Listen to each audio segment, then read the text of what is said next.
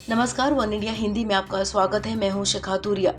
BJP आज बंगाल समेत 4 राज्यों और एक केंद्र शासित प्रदेश में हो रहे विधानसभा चुनाव के लिए अपने उम्मीदवारों के नामों का ऐलान कर सकती है। पार्टी का मुख्य फोकस बंगाल पर ही रहेगा। माना जा रहा है कि ये ऐलान दोपहर बाद 2 से 3 बजे के बीच हो सकता है। दरअसल 4 राज्यों और एक केंद्र शासित प्रदेश में होने वाले विधानसभा चुनाव के लिए शनिवार को उम्मीदवारों की लिस्ट को अंतिम रूप देने के लिए बीजेपी केंद्रीय चुनाव समिति की बैठक हुई।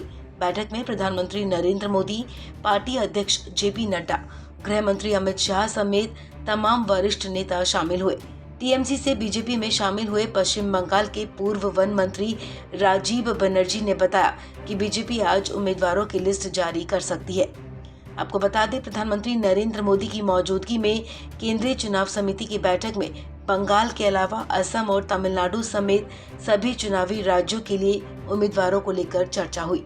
सीसी की बैठक से पहले शनिवार शाम बीजेपी के राष्ट्रीय अध्यक्ष जेपी नड्डा के आवास पर बंगाल बीजेपी की कोर कमेटी की बैठक बुलाई गई थी।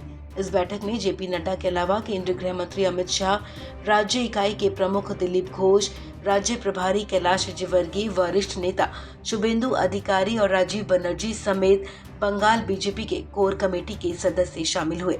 सीसी की बैठक के बाद केरल बीजेपी अध्यक्ष के सुरेंद्रन ने बताया कि राज्य में बीजेपी 115 सीटों पर चुनाव लड़ेगी।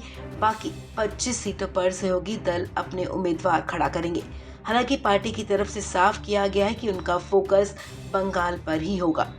पार्टी की तरफ से घोषित उम्मीदवारों की पहली सूची में असम और पश्चिम बंगाल विधानसभा चुनाव के पहले 2 चरणों से संबंधित सीटों पर चुनाव लड़ने वाले प्रत्याशी शामिल थे।